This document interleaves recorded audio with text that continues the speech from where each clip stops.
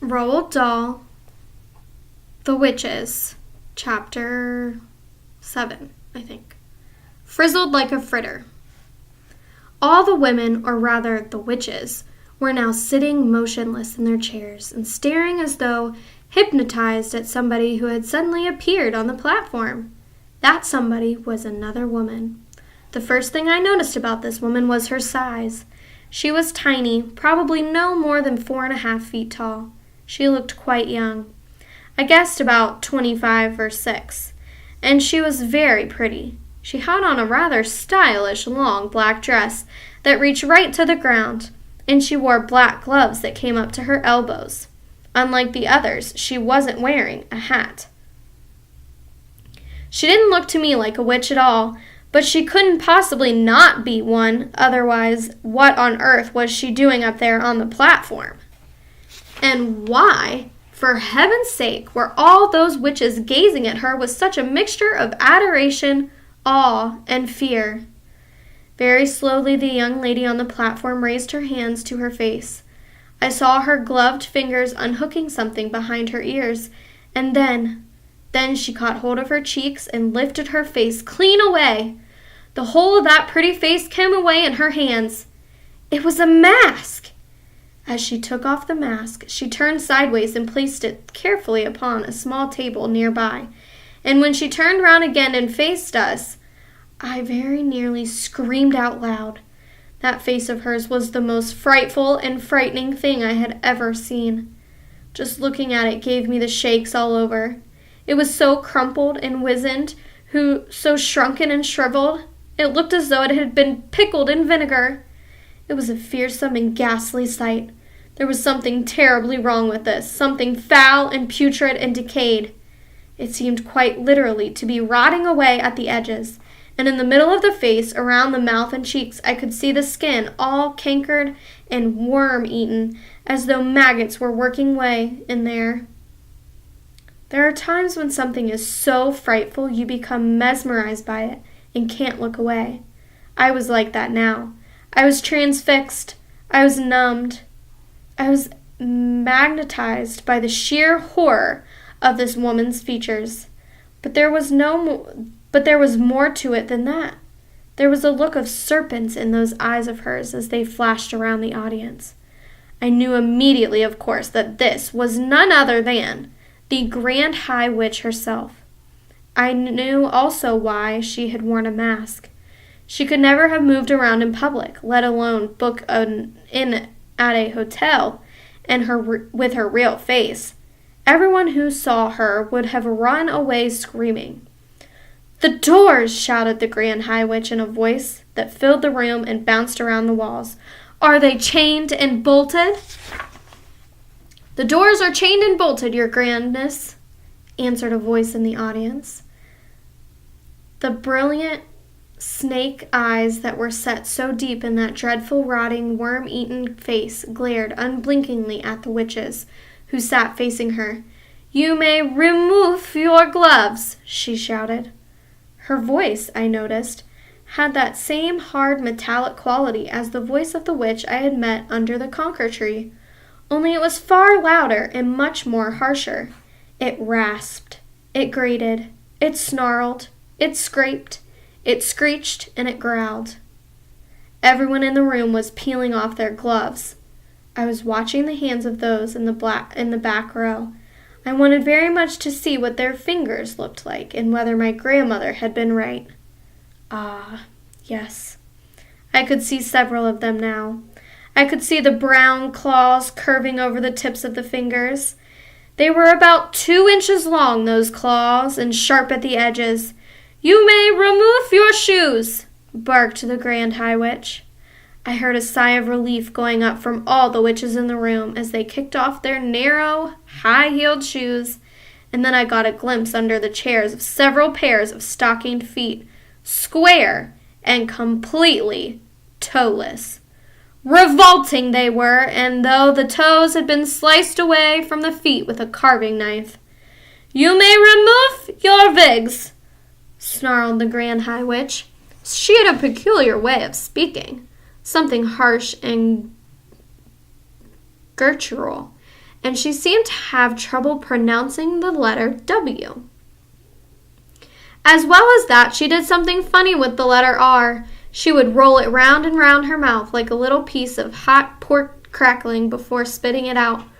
"Remove your wigs and get some fresh air into your spotty scalps," she shouted. And another sigh of relief arose from the audience as all the hands went up to the heads and all the wigs, with the hats still on them, were lifted away.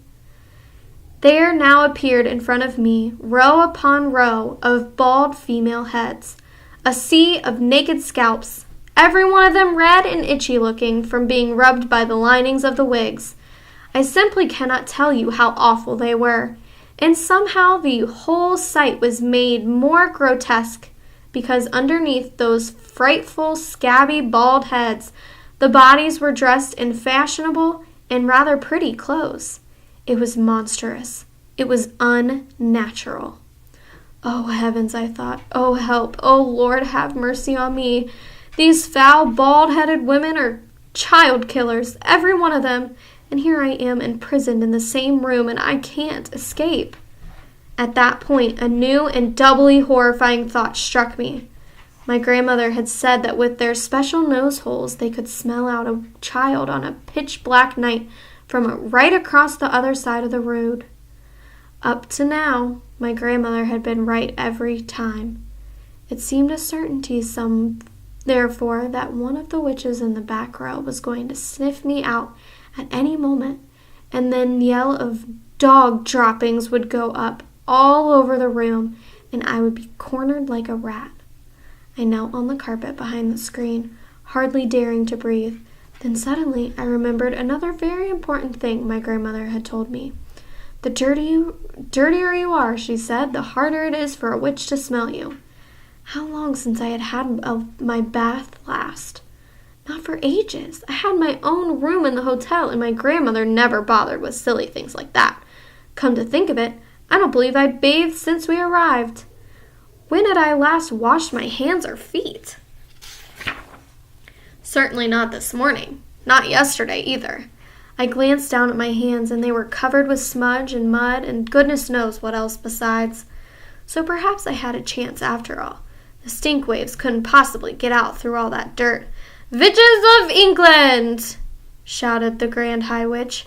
She herself, I noticed, had not taken off either her wig or her gloves or her shoes.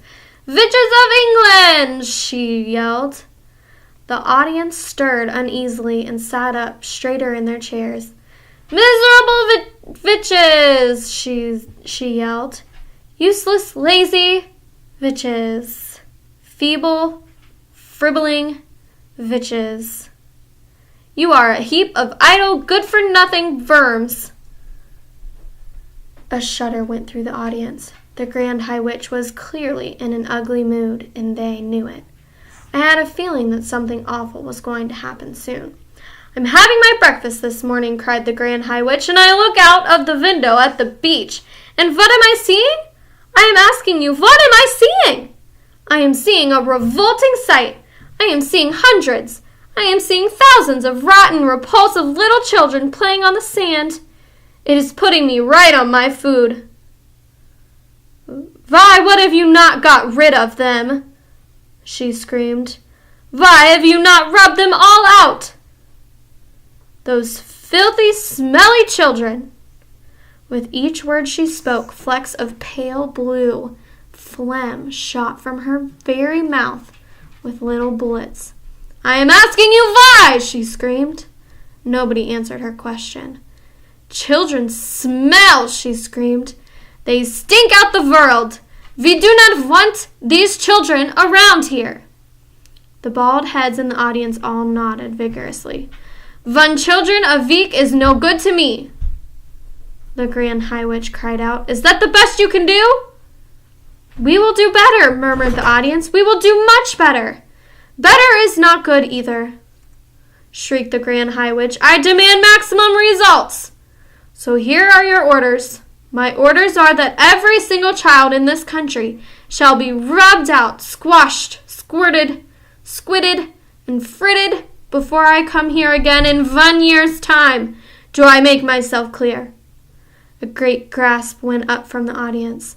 I saw the witches all looking at one another with deeply troubled expressions, and I heard one witch at the end of the front row saying aloud, "All of them! We can't possibly wipe all of them!" The Grand High Witch whipped around as though someone had stuck a skewer in her bottom. "Who said that?" she snapped. "Who dares to argue with me? If it's you! If it's not!"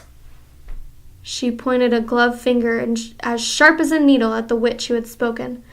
"I didn't mean it, your grandness," the witch cried out. "I didn't mean to argue. I was just talking to myself." "You dared to argue with me?" screamed the Grand High Witch. "I was just talking to myself," cried the wretched witch. "I swear it, your grandness." She began to shake with fear. The Grand High Witch took a quick step forward, and when she spoke again, it was in a voice that made my blood run cold. "A stupid witch who answers back must burn until her bones are black," she screamed.